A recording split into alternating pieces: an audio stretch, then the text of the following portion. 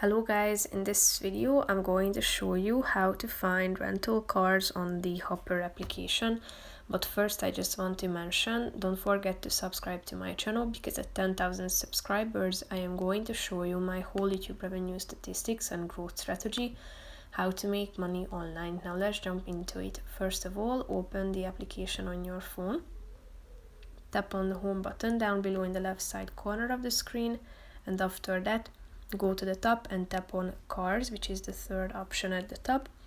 Click on the pickup location box at the top of the screen in order to type in your pickup location, and you can select from these recommendations, and you can also tap on this box below the search bar if you would like to select it as your drop-off location too.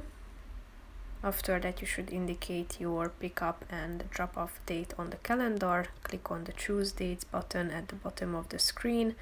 You can also indicate the pickup and drop-off time at the top, and then your